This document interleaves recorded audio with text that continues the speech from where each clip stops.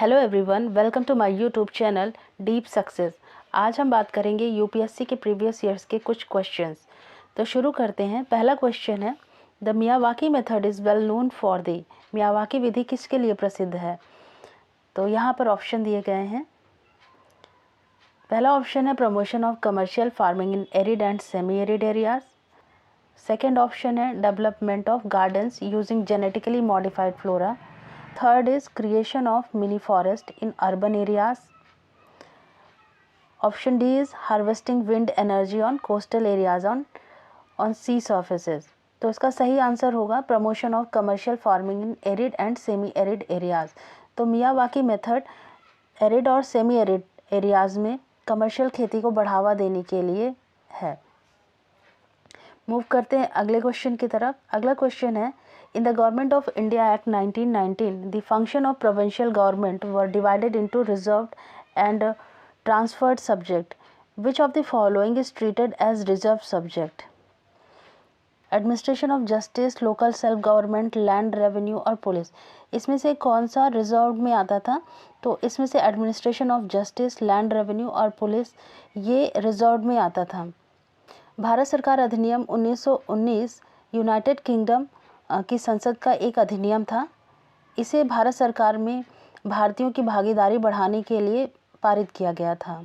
अधिनियम ने प्रमुख प्रांतों के लिए सरकार को एक दोहरे रूप प्रदान किया। द्विशासी प्रत्येक प्रांत में सरकार के कुछ क्षेत्रों का नियंत्रण ट्रांसफर्ड सूची के हिसाब से रहेगा और प्रांतीय परिषद के प्रति जवाबदेही मंत्रियों की सरकार को दी गई। ट्रांसफर्ड सूची में एग्रीकल्चर, लोकल गवर्नमेंट, शिक्षा शामिल थी। इसी तरह रिजर्व सूची जो कि वायसराय के कंट्रोल में थी, डिफेंस आता था, फॉरेन थे, संचार से संबंधित या कम्युनिकेशन से संबंधित सभी हमारे रिजर्व सूची में आते थे। अगले क्वेश्चन की तरफ मूव करते हैं। Consider the following freedom fighters party में सक्रिय रूप से जुड़े हुए थे। तो इसमें है बरिंदर कुमार घोष, जोगेश चंद्र चटर्जी, रास बिहारी बोस। यही आंसर है रास बिहारी बोस। रास बिहारी बोस जो कि गदर पार्टी से एसोसिएटेड थे। बरिंदर कुमार घोष और जोगेश चंद्र चटर्जी गदर पार्टी से नहीं एसोसिएटेड थे। अगले नेक्स्ट क्वेश्चन की तरफ मूव करते हैं। In medieval India the term fanam refer to. Medieval India यानी मध्यकालीन भारत में फनम शब्द का उल्लेख किस चीज़ के लिए किया जाता था? ऑप्शन है फनम शब्द क्लॉथिंग के लिए यूज़ किया जाता था, या कॉइन्स के लिए, या ऑर्नामेंट्स के लिए, या फिर वेपन्स के लिए। तो इसका सही आंसर है फनम कॉइन्स के लिए यूज़ किया जाता था। इसका सही आंसर है ऑप्शन बी। नेक्स्ट क्वेश्चन है, with reference to the proposal of Cripps mission consider the following statement. Cripps mission के प्रस्तावों के संदर्भ में निम्नलिखित कथनों पर विचार कीजिए। तो जो कथन है उन्हें देखते हैं। पहला है, स्टेटमेंट दिया गया है, the constituent assembly would have member nominated by the provincial assemblies as well as the princely state. संविधान सभा में प्रांतीय विधानसभाओं के साथ साथ रियासतों द्वारा मनोनीत सदस्य होंगे। दूसरा स्टेटमेंट है, any province which is not prepared to accept the new constitution would have the right to sign a separate agreement with the Britain regarding its future status। कोई भी प्रांत जो नया संविधान को स्वीकार करने के लिए तैयार नहीं है को अपनी भविष्य की स्थिति के संबंध में ब्रिटेन के साथ एक अलग समझौते पर हस्ताक्षर करने का अधिकार होगा। हमें बताना है कि ऊपर दिए गए दोनों कथनों में से कौन सा सही है। तो इसका सही आंसर है आंसर बी। क्रिप्स मिशन के अनुसार देश का एक नया संविधान बनाने के लिए अनुपातिक प्रतिनिधित्व प्रणाली के द्वारा चुनाव कराकर एक संविधान सभा का गठन किया जाएगा और इस सभा में प्रांतीय विधानसभाओं यानी प्रोविंशियल असेंबलीज से यानी द्वारा चुने गए सदस्य और राजाओं द्वारा मनोनीत सदस्य होंगे, यानी प्रिंसली स्टेट से नॉमिनेट किए जाएंगे और यहाँ से ये इलेक्ट किए जाएंगे। तो इस तरह से ये ऑप्शन गलत हो जाता है और सेकंड स्टेटमेंट इसमें सही है। क्योंकि इसमें ये कहा गया था कि कोई भी प्रांत भारतीय प्रभुत्व में शामिल होने के इच्छुक अगर नहीं है तो वह अलग संघ बना सकता है जिसका एक अलग संविधान हो सकता है। तो मूव करते हैं अगले क्वेश्चन की तरफ। The reference to the Indian history consider the following text. भारतीय इतिहास के संदर्भ में निम्नलिखित ग्रंथों पर विचार करिए और ये बताइए कि इसमें से कौन सा जैन ग्रंथ का है। तो पहला है नीति पाकरण, परिशिष्ट प्रवन, अवदान शतक और त्रिशस्ति लक्षण महापुराण। नीति प्रकरण ये बौद्ध ग्रंथ से संबंधित है। नीति प्रकरण एक पौराणिक बौद्ध ग्रंथ है जिसे कभी कभी थेरवाद बौद्ध धर्म के पाली ग्रंथ के खुदा का निकाय में शामिल किया गया था। परिशिष्ट पर्वन की बात करें तो परिशिष्ट पर्वन जो कि हेमचंद्र द्वारा लिखा गया था, जो जैन धर्म के साथ चंद्रगुप्त के संबंध स्थापित करने का वर्णन करता है। परिशिष्ट पर्वन के अनुसार जयसिंह ने हेमचंद्र को अपनी राजधानी की सड़कों को गुजरते हुए देखा। युवा भिक्षु द्वारा बोले गए एक अचूक पद से राजा प्रभावित हुए। आचार्य हेमचंद्र एक भारतीय जैन विद्वान, कवि, गणितज्ञ और बहुश्रुत थे जिन्होंने व्याकरण, दर्शन, छंद, गणित और समकालीन इतिहास पर लिखा था। अपने अवदान शतक के बारे में बात करते हैं। अवदान शतक ये century of noble deeds Sanskrit में एक संकलन है जिसमें 2वीं से 5वीं शताब्दी तक संकलित बौद्ध कथाओं का कुछ संग्रह है। और त्रिशस्ति लक्षण महापुराण की बात करें तो यह एक जैन ग्रंथ है जिसकी रचना आचार्य जिनसेन ने की थी। तो इस तरह से आंसर होगा आंसर बी 2 और 4। अगला क्वेश्चन देखते हैं। With the reference to the Indian history consider the following pairs. Dev Jain विद्वान थे, पहला स्टेटमेंट दिया गया है। दिग्नाग बौद्ध विद्वान थे, नाथू मुनि वैष्णव विद्वान थे। तो इसमें से पूछा गया है कौन सा युग्म, कितने युग्म इसमें सही हैं। तो अगर हम बात करते हैं आर्यदेव की, आर्यदेव जो कि एक महान बौद्ध भिक्षु थे और आर्यदेव के सामने लिखा है जैन विद्वान, तो ये गलत हो गया। ये एक बुद्धिस्ट थे। नाग एक बौद्ध विद्वान थे ऐसा लिखा गया है, जो सही आंसर है। दिग्नाग एक भारतीय बौद्ध विद्वान थे और भारतीय तर्क के बौद्ध संस्थापकों में से एक थे। अगले हिस्टोरिकल पर्सन है नाथ मुनि, जिन्हें रंगनाथ मुनि भी कहते थे। श्री मन नाथ मुनि के नाम से भी जाना जाता था इन्हें। ये एक वैष्णव धर्मशास्त्री थे। इसमें पूछा गया है कौन सा इसमें करेक्टली मैच्ड है, तो ओनली 2 पेयर्स। तो इसका सही आंसर है आंसर सी। अगला क्वेश्चन है कंसीडर द फॉलोइंग स्टेटमेंट। निम्नलिखित कथनों पर विचार करें। Tight monetary policy of US federal reserve could lead to capital flight. Second statement है capital flight may increase the interest cost of firms with the existing external commercial borrowings. और third statement दिया गया है devaluation of domestic currency decreases the currency risk associated with the ACBs। तो इसमें से पहला जो स्टेटमेंट दिया गया है ये सही स्टेटमेंट है। Tight monetary policy refers to the action that central banks takes to limit inflation, यानी इन्फ्लेशन को रोकने के लिए लिया जाता है। टाइट मॉनेटरी पॉलिसी को हम कॉमनली कॉन्ट्रैक्शनरी मॉनेटरी पॉलिसी भी कहते हैं। दूसरा स्टेटमेंट भी सही है। Capital flight may increase the interest cost of firms with existing external commercial borrowings. Capital flight एक ऐसी फिनोमेना होती है, एसेट्स का आउटफ्लो या कैपिटल का आउटफ्लो कंट्री से बाहर होने लगता है, जिससे कि इकोनॉमी पर नेगेटिव इम्पैक्ट जाता है। जब US federal tight monetary policy apply रहता है तो उसकी वजह से वहाँ से कैपिटल का आउटफ्लो होने लगता है अदर कंट्रीज़ में, क्योंकि वहाँ पर इंटरेस्ट एक्सटर्नल कमर्शियल बोरोइंग भी बढ़ी रहती है, जिसकी वजह से कैपिटल फ्लाइट कॉस्ट बढ़ चुका रहता है और इंटरेस्ट शुरू हो जाता है। तीसरा स्टेटमेंट दिया गया है कि devaluation of domestic currency decreases the currency risk associated with ECB that means external commercial borrowings. Devaluation of domestic currency increase हो जाती है, जिसकी वजह से बोरोवर्स के लिए इंटरेस्ट कॉस्ट इंक्रीज हो चुका रहता है। तो इसका सही आंसर होगा ऑप्शन ए 1 और 2। अगला क्वेश्चन है कंसीडर द फॉलोइंग स्टेटमेंट। निम्नलिखित राज्यों पर विचार करिए। आंध्र प्रदेश, केरला, हिमाचल प्रदेश, त्रिपुरा। इसमें से कितने सामान्य जो है चाय प्रोड्यूसिंग स्टेट के रूप में जाने जाते हैं। तो अगर हम बात करें तो इन सभी आंध्र प्रदेश, केरला, हिमाचल प्रदेश और त्रिपुरा सभी स्टेट्स में चाय का प्रोडक्शन किया जाता है कुछ ना कुछ मात्रा में। तो इसलिए इसका सही आंसर होगा option D all 4 states. Next question है कंसीडर द फॉलोइंग स्टेटमेंट। पहला स्टेटमेंट दिया गया है, in India credit rating agency are regulated by reserve bank of India, यानी क्रेडिट रेटिंग एजेंसियां भारत में इंडियन रिजर्व बैंक से कंट्रोल्ड रहती हैं, रेगुलेटेड रहती हैं। सेकेंड स्टेटमेंट दिया गया है, the rating agency popularly known as ICRA is public limited company. ICRA जो कि पब्लिक रेटिंग एजेंसी है। Brickwork rating is an Indian credit rating agency, यानी ब्रिकवर्क रेटिंग एक भारतीय क्रेडिट रेटिंग एजेंसी है। पहला स्टेटमेंट दिया गया है कि in India credit rating agency are regulated by reserve bank of India. Reserve bank of India India में क्रेडिट रेटिंग एजेंसी को रेगुलेट नहीं करता है, बल्कि इसको रेगुलेट करने वाला होता है SEBI, security exchange board of India. Second option सही है कि the rating agency popularly known as Indian credit rating agency is public limited company, ये एक पब्लिक लिमिटेड कंपनी है। Brickwork rating is an Indian credit rating agency, this is correct.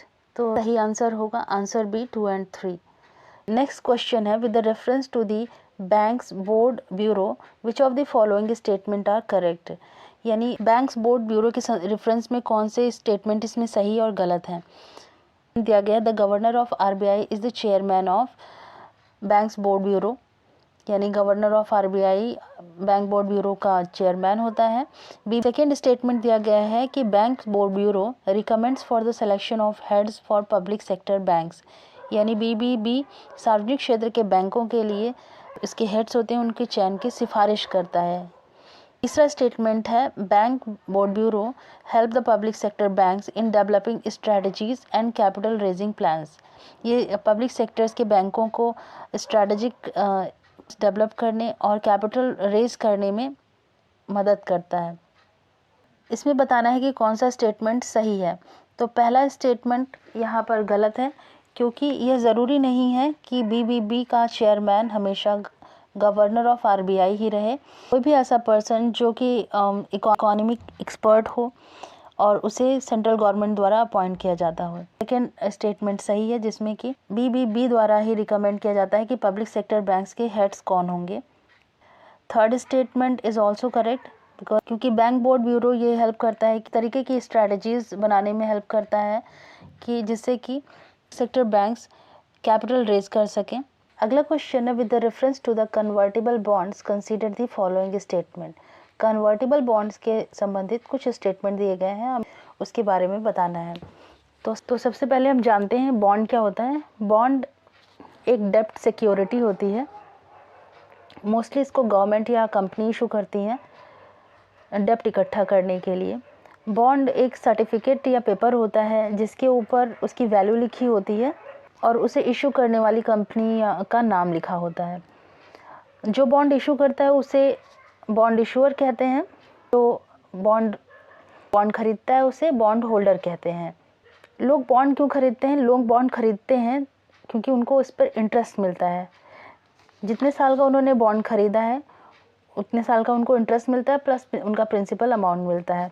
Convertible bond की बात करें तो कन्वर्टेबल बॉन्ड ऐसे bond होते हैं जिनसे हम कंपनी के शेयर या स्टॉक्स या इक्विटी में चेंज कर सकते हैं या खरीद सकते हैं। जितने का बॉन्ड होगा उसके बदले में जितने शेयर या इक्विटी बनते हैं वो खरीदा जा सकता है। और नॉन कन्वर्टेबल बॉन्ड में ऐसी कोई सुविधा नहीं होती है। तो पहले ऑप्शन में स्टेटमेंट में दिया गया है कि कन्वर्टेबल बॉन्ड इक्विटी से एक्सचेंज किया जा सकता है और लो इंटरेस्ट रेट पे इसे खरीदा जा सकता है, तो ये सही है। सेकेंड स्टेटमेंट अगर हम देखें तो the option convert the equity affords the bond holder a degree of indexation to rising consumer price. Degree of indexation क्या होता है? जब किसी चीज़ की वैल्यू को किसी स्टैंडर्ड वैल्यू के साथ या किसी और वैल्यू के साथ रिलेट कर दिया जाए या उसके साथ चेंज हो रहा है, किसी चीज़ की वैल्यू किसी और चीज़ की वैल्यू के साथ चेंज होता है तो उसे हम इंडेक्सेशन कहते हैं। तो जब भी कोई बॉन्ड इक्विटी में चेंज किया जाता है तो इसका इंडेक्सेशन हो जाता है, क्योंकि इक्विटी सीधे मार्केट से रिलेटेड होती है, सीधे इकोनॉमी से रिलेटेड होती है। तो जैसे ही बॉन्ड इक्विटी में कन्वर्ट होता है या तो ये मार्केट के साथ रिलेटेड हो जाता है और कन्वर्टेबल बॉन्ड इस तरह से सीधे कंज्यूमर प्राइस से रिलेट हो जाता है। जैसे उसमें चेंजेस आएंगे उसी तरीके की इसकी वैल्यू में भी चेंजेस आते हैं। तो इस तरह से सेकंड ऑप्शन भी सही है। तो पहला और दूसरा स्टेटमेंट सही है, तो इसका सही आंसर है बोथ 1 and 2। नेक्स्ट क्वेश्चन है, consider the following: Asian infrastructure investment bank, missile technology control ring and Shanghai cooperation organisation. इसमें से इंडिया किस किस का मेंबर है? India Asian infrastructure investment bank का मेंबर है, ये मिसाइल टेक्नोलॉजी MTCR का भी मेंबर है, संघाई कोऑपरेशन ऑर्गेनाइजेशन का भी मेंबर है इंडिया। तो इस तरह से ऑप्शन देखते हैं। ऑप्शन तो सही आंसर है ऑप्शन डी 1, 2 and 3। अगला क्वेश्चन है, consider the following statement: Vietnam has been one of the fastest growing economies in the world in the recent year.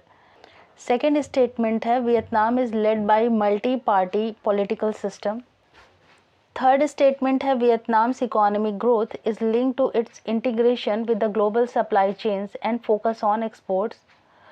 Fourth statement, for a long time Vietnam's low labor cost and stable exchange rates have attracted global manufacturers.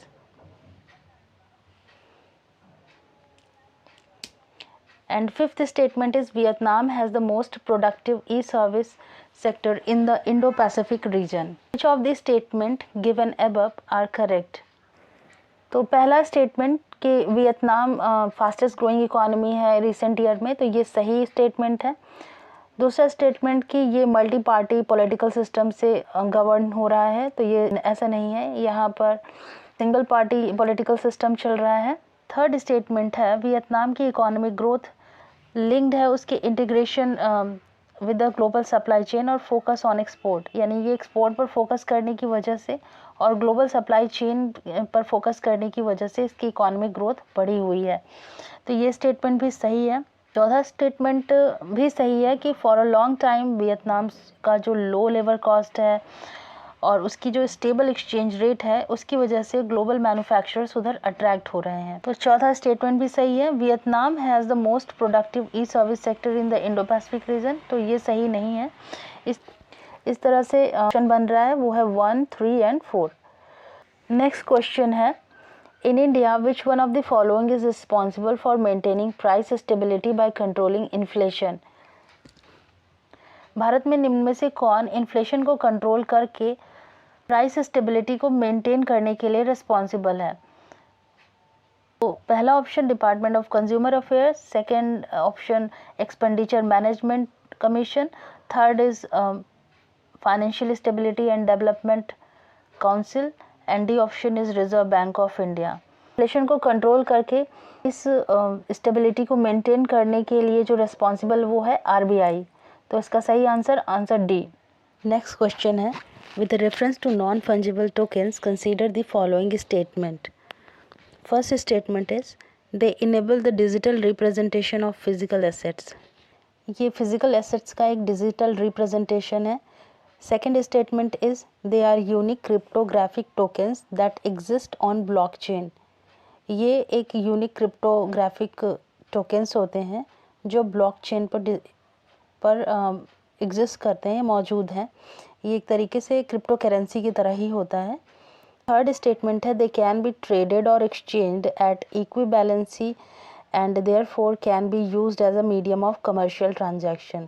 मतलब इसका trade किया जा सकता है या फिर exchange किया जा सकता है, तो ऐसा नहीं है। ना ही इसे एक कंपनी ने अगर कोई NFT जारी की है तो वो किसी और कंपनी में नहीं उसका ट्रेड किया जा सकता है या उसको ख़रीदा जा सकता है, बेचा जा सकता है। तो इस तरह से ये थर्ड स्टेटमेंट गलत हो जाएगा। जो सही आंसर है वो है 1 and 2 only, answer A. Next question, consider the following pairs. Reservoir दिए गए हैं और स्टेट्स दिए गए हैं, उसमें हमें देखना है कौन किसके साथ मैच कर रहा है। फर्स्ट है, घाट प्रभा इज सिचुएटेड इन, यहाँ होगा कर्नाटका ना कि तेलंगाना, ये कर्नाटका में स्थित है। गांधी सागर मध्य प्रदेश में स्थित है। Indira Sagar is situated in Madhya Pradesh on Narmada river. Maithon reservoir is situated in Jharkhand Barakar river पर। तो इसमें पूछा गया कितने पेयर करेक्ट नहीं है, तो इसमें से गांधी सागर सही है, उसके अलावा तीनों गलत दिए गए हैं, इसलिए सही आंसर होगा ओनली 3 पेयर्स। आंसर सी इसका सही आंसर होगा। नेक्स्ट क्वेश्चन है, in India which one of the following compiles information on industrial disputes, closure, retrenchments and layoffs in factories employing worker. भारत में निम्नलिखित में से कौन सा औद्योगिक विवाद, बंदी, कामगारों को रोजगार देने वाली फैक्ट्रियों में छटनी और छटनी पर सूचना संकलित करता है?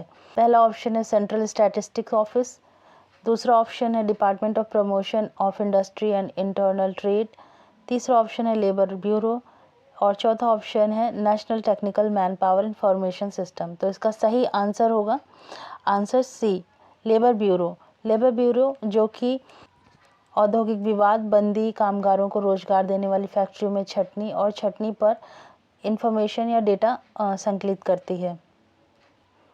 नेक्स्ट क्वेश्चन है, in India what is the role of coal controllers organisation.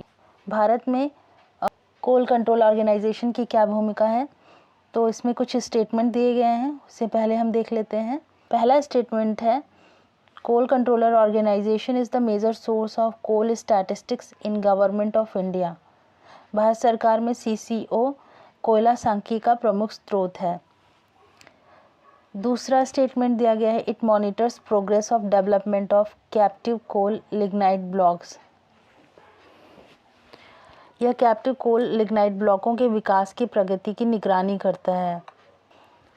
तीसरा स्टेटमेंट है, it hears any objection to the government's notification relating to acquisition of coal bearing areas. यह कोयला वाले क्षेत्रों के अधिग्रहण से संबंधित सरकार की अधिसूचना पर किसी आपत्ति को सुनता है। चौथा स्टेटमेंट है, it ensure that coal mining companies deliver the coal to end users in the prescribed time. यह सुनिश्चित करता है कि कोयला खनन कंपनियां अंतिम उपयोगकर्ताओं को निर्धारित समय में कोयला वितरित करें। तो इसमें से स्टेटमेंट गलत है, it ensure that coal mining companies, ऐसा कोई सुनिश्चित करने का कार्य नहीं है। ऊपर के दिए गए ये तीनों स्टेटमेंट सही हैं कि कोल कंट्रोलर ऑर्गेनाइजेशन भारत सरकार में कोयला सांख्यिकी का एक प्रमुख स्रोत है, यानी ये स्टैटिस्टिक्स प्रोवाइड कराता है। और दूसरा स्टेटमेंट कि it monitors progress of development of captive coal lignite blocks, कि ये इसकी निगरानी भी करता है, तो ये भी सही है। और तीसरा statement, it hears any objection to the government's notification relating to acquisition of coal mining areas. तो इसका सही आंसर है answer A 1, 2 and 3. Next question, if a particular area is brought under the 5th schedule of the Constitution of India, which one of the following statement best reflects the consequence of it? यदि एक विशेष क्षेत्र को भारत के संविधान की 5वीं अनुसूची के तहत लाया जाता है तो निम्नलिखित में से कौन सा कथन इसके परिणाम को सबसे अच्छा दर्शाता है? पहला ऑप्शन है, this would prevent the transfer of land of tribal people to non tribal people. यह आदिवासी लोगों की भूमि को गैर आदिवासी लोगों के हस्तांतरण को रोक देता है अगर किसी एरिया को 5th शेड्यूल के अंतर्गत लाया जाता है। This would create a local self governing body in that area, ये गलत है। This would convert that area into a union territory, यह उस एरिया को जिसे 5th शेड्यूल के अंतर्गत लाया गया है को यूनियन टेरिटरी में कन्वर्ट करता है, तो ये भी गलत है। ऑप्शन डी है, the state having such areas would be declare a special category state. इस तरीके के एरिया जिसे 5th शेड्यूल के अंतर्गत लाया जाता है उसे स्पेशल कैटेगरी डिक्लेयर किया जाता है, तो ये भी गलत है। इसका सही आंसर होगा, this would prevent the transfer of land of tribal people to non tribal people. Next question है, consider the following statement. First statement है, the India sanitation coalition is a platform to promote sustainable sanitation and is funded by the government of India and the World Health Organization। Bharat स्वच्छता गठबंधन स्थायी स्वच्छता को बढ़ावा देने के लिए एक मंच है और भारत सरकार और वर्ल्ड हेल्थ ऑर्गेनाइजेशन द्वारा ये फंडेड है। First statement is not correct because WHO इसे फंड नहीं कर रहा है, बल्कि मल्टीपल ऑर्गेनाइजेशन प्लेटफॉर्म है जो सस्टेनेबल सैनिटेशन को प्रमोट करेगा। सेकेंड स्टेटमेंट है the national institute of urban affairs is an apex body of the ministry of housing and urban affairs in government of India and provides innovative solution to address the challenges of urban India। ये statement सही है क्योंकि national institute of urban affair एक apex body है ministry of housing and urban affair की, जो कि innovative solution provide करती है to address the challenges of urban India. इसका सही आंसर होगा answer B, 2 only. Next question है which one of the following has been constituted under the environment protection act 1986। Environment protection act 1986 के तहत निम्नलिखित में से किसका गठन किया गया?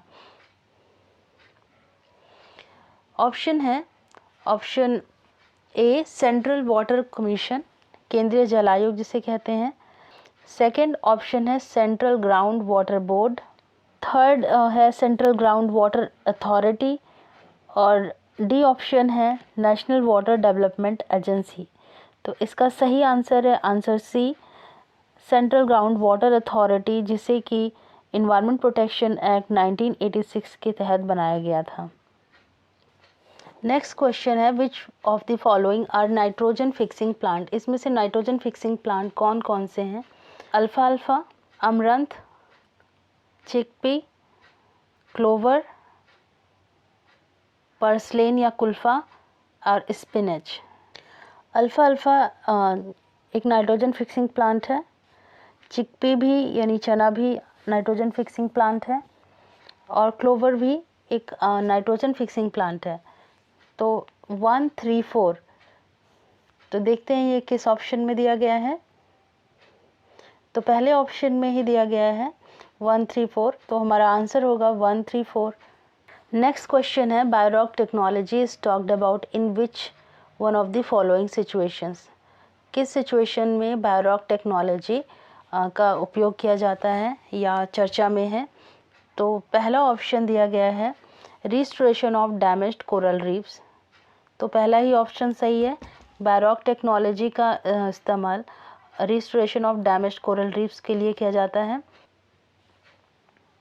बायोरॉक टेक्नोलॉजी एक इनोवेटिव प्रोसेस है जिसको इन्वेंट किया गया था 1976 में to produce natural building materials in the sea. Block rock technology में कुछ ऐसे एनर्जेटिक रोटेटरी फोर्स जनरेट किए जाते हैं सॉइल मैट्रिक्स में, जिसकी वजह से ये सेल्फ रिपेयर करना शुरू कर देते हैं और इसका इस्तेमाल कोरल रीफ्स के मास एक्सटिंक्शन को प्रोटेक्ट करने के लिए इस्तेमाल किया जाता है। नेक्स्ट क्वेश्चन है with the reference to Indian history consider the following statement. पहला स्टेटमेंट है the first Mongol invasion of India happened during the reign of Jalaluddin Khilji. Bharat पर पहला मंगोल आक्रमण जलालुद्दीन खिलजी के शासनकाल के दौरान हुआ था। Second statement during the reign of Alauddin Khilji one Mongol assault marched up to Delhi and besieged the city. Statement गलत है क्योंकि first Mongol invasion Jalaluddin Khilji के शासनकाल में नहीं बल्कि इल्तुतमिश के शासनकाल में 1221 ईस्वी में चंगेज खान जब आया था तब सबसे पहला इन्वेजन। सेकेंड स्टेटमेंट जो दिया गया है वो है during the reign of Alauddin Khilji one Mongol assault marched up to Delhi and besieged the city. Second statement सही है। अलाउद्दीन खिलजी के शासनकाल के दौरान एक मंगोल हमले ने दिल्ली तक मार्च किया और शहर को घेर लिया था। थर्ड स्टेटमेंट है Mohammad bin Tughlaq temporary lost portion of north west of his kingdom to Mongols. Mohammad bin Tughlaq अस्थायी रूप से अपने राज्य के उत्तर पश्चिम के हिस्से को मंगोलों से हार गया था। तो ये स्टेटमेंट गलत है क्योंकि मोहम्मद बिन तुगलक के समय पे 1329 में तरमाशिरीन खान दिल्ली के बाहरी इलाके तक पहुंचने में सक्षम था, लेकिन मोहम्मद बिन तुगलक से हार गया था, इसलिए यह कथन गलत है। तो इसका सही आंसर होगा आंसर बी। नेक्स्ट क्वेश्चन है with the reference to Indian history who of the following were known as the कुल्हदरान। भारतीय इतिहास के संदर्भ में इस निम्नलिखित में से किसे कुलह धारण के नाम से जाना जाता है? तो इसका सही आंसर होगा आंसर डी, सैयद। सैयद को कुलह धारण के नाम से भी जाना जाता था। नेक्स्ट क्वेश्चन है, with the reference to Indian history consider the following statement. पहला स्टेटमेंट है, the Dutch established their factories warehouses on the east coast on the lands granted to them by Gajapati rulers. तो ये statement गलत है, क्योंकि Dutch east India company ने पुलिकट में 1610 ईस्वी में, सूरत में 1616 ईस्वी में, बिमलीपट्टम में 1641 ईस्वी में और कराईकल में 1645 ईस्वी में, मसूलीपट्टनम में भारत ने कारखानों की स्थापना की। गजपति रूलर्स का टाइम पीरियड था वो था 1435 से 1541 ईस्वी तक, और डच ईस्ट इंडिया कंपनी जिसकी स्थापना 1605 ईस्वी से लेके 1645 ईस्वी के बीच में फैक्ट्रीज और वेयरहाउसेस की स्थापना की थी, इसलिए पहला स्टेटमेंट गलत है। दूसरा स्टेटमेंट हम देखते हैं।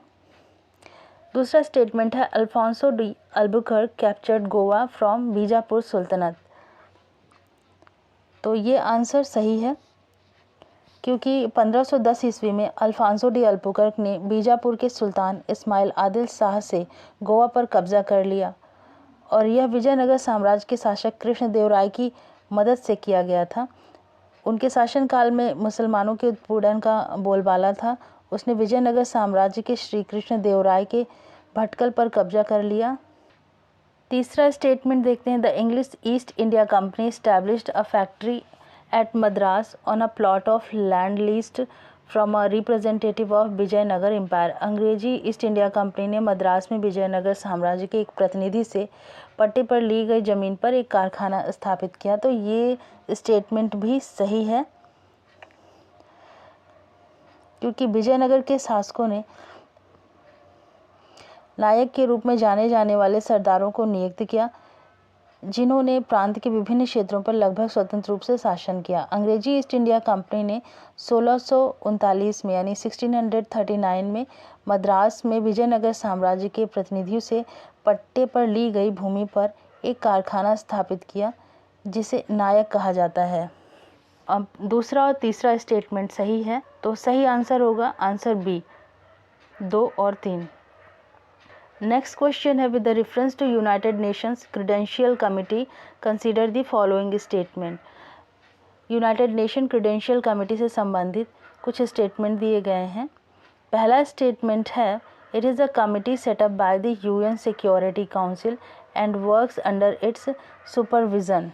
तो फर्स्ट स्टेटमेंट गलत है, क्योंकि क्रेडेंशियल कमेटी हर जनरल असेंबली के रेगुलर सेशन के स्टार्टिंग में ही अपॉइंट कर दी जाती है। तो ये सिक्योरिटी काउंसिल के अंतर्गत नहीं काम करती है, ना ही इसके द्वारा सेटअप किया जाता है। तो पहला स्टेटमेंट गलत है। सेकंड स्टेटमेंट देखते हैं, it traditionally meets in March, June and September every year.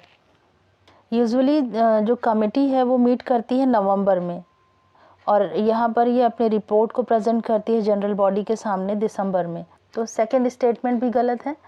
Third statement देखते हैं, it assess the credentials of all UN members before submitting a report to the general assembly for approval. यानी general assembly में report को submit करने से पहले सभी UN members के सामने इसे रखा जाता है, ताकि ये उसको असेस कर सकें। तो ये स्टेटमेंट सही है, और इस तरह से तीसरा स्टेटमेंट सही है और पहला और दूसरा स्टेटमेंट गलत है। तो इसमें पूछा गया है सही कौन सा है, तो सही केवल थर्ड है, इसलिए आंसर हो जाएगा आंसर ए। अगला क्वेश्चन है, consider the following statement with respect to Amur falcons. Amur falcon से संबंधित कुछ स्टेटमेंट दिए गए हैं, उसके बारे में बताना है। फर्स्ट स्टेटमेंट है, it is the longest flying migratory bird and mainly breeds in north eastern India. ये तो सही है कि ये it is the longest flying migratory bird, but ये नॉर्थ ईस्टर्न इंडिया में ब्रीड नहीं करता है, बल्कि ये ब्रीड करता है south eastern Siberia and north China में ये ब्रीडिंग करता है। पहला स्टेटमेंट गलत है। सेकेंड स्टेटमेंट है it is protected under wild life protection act and it's IUCN status is vulnerable, तो ये भी गलत है क्योंकि इसका IUCN स्टेटस लीस्ट कंसर्न्ड है, तो सेकेंड स्टेटमेंट भी गलत हो जाता है।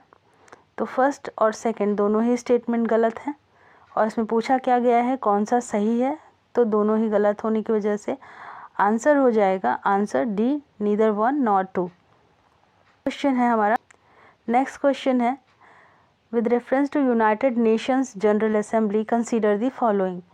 फर्स्ट स्टेटमेंट है the UN general assembly can grant observer status to non member states.